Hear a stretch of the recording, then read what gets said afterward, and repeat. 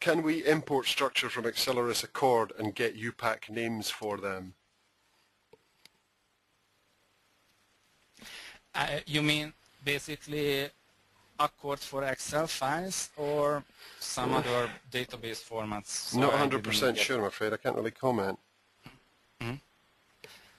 I mean, if you cannot ask one more, then please post these questions to either our email or into the forum. Or well, I'll put it this way. I mean, we have an experience with copying and pasting from Accelerus Accord's viewer straight into JChem for Excel, have we? Actually, the next release, I wanted to cover that a bit later, so actually now, because I'm finished with this presentation, we will be able to copy-paste from Marvin or any other editors which support basically the MDL format on the clipboard. Nice. So, for example, I can name them ISIS, CMix, and I think ChemDraw as well. So I'm not sure about the Accord viewer or that program, but maybe we can have a look what clipboard format it supports. Yeah, I'm not sure. I'm not sure. After structure search in Excel, is it possible to export or copy and paste the hits into a new spreadsheet? Yes. Actually, I haven't tried, but we can have a look. Ooh, I don't like doing this. You don't want to do it? Well, just testing on a webinar. It's never a winner this time, Ash. I'm going to get shot down, man. But let's try it, eh? Okay, we will give it a go.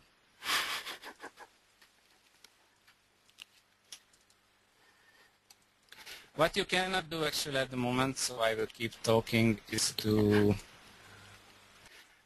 export only the rows which are visible, but actually we have that listed as an issue, so we will correct that in the next version.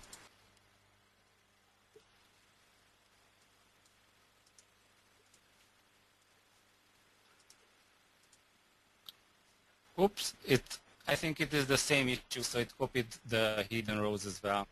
But we will have it listed because if you export this sheet, it will export all the rows as well. So I think the same happens with copy-paste. So we will get this fixed by the next version.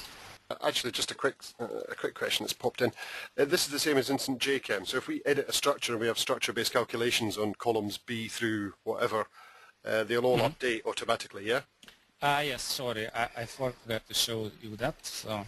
No, that's fine. I'll just explain while you're getting your stuff together there, Tamas. But one of the big features of Instant JChem and of JChem for Excel is that the structure-based calculations are linked dynamically to the structure. So if we edit or pump a million new rows in there, then all of the calculations will be automatically calculated and recalculated for the latest structure-based calculations. On the reactor implementation, can you import an SD file on the first row rather than column to get the reagents on the first row?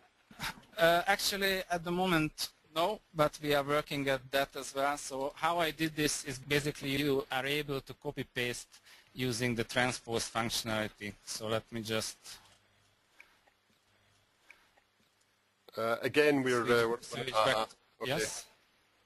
Let's come back again. So basically, if you select the few structures from here and press copy, basically you select you have to click paste special, transpose to get the structures here, but actually we want to work on the import functionality as well. I'm not sure if I can promise it for the next release, but if not, then it will come this autumn. So okay. It will be basically pasted into columns. So basically using this paste special transpose functionality, you are able to print copy-paste from rows to columns. Okay, just a couple other questions about rough size for saving, say, a 1,000 structure spreadsheet in, for instance, Excel 03 format. What's the rough size for that? Any ideas? Actually, I haven't checked it before, but now I'm going to check that. If I have those files. But actually, we store the structure string in a compressed format in a hidden sheet in the beginning. So it will be basically the size of the structure string and let's say 60% of the size of those. So I have a few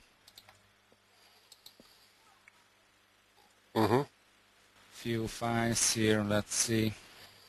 Okay, Actually, while you're doing that, small. I'm not sure if you can answer this one actually, Tamas, but somebody was... But I will get back to you. We will make a few tests and I will give you the results. Very good, but your feeling at this time is that it's not going to be particularly weighty because we're using a compressed file format.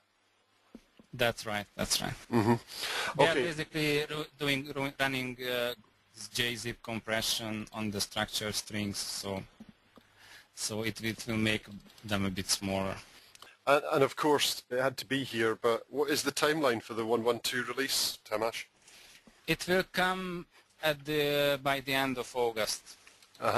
So in time for the US user group meeting then? Yes.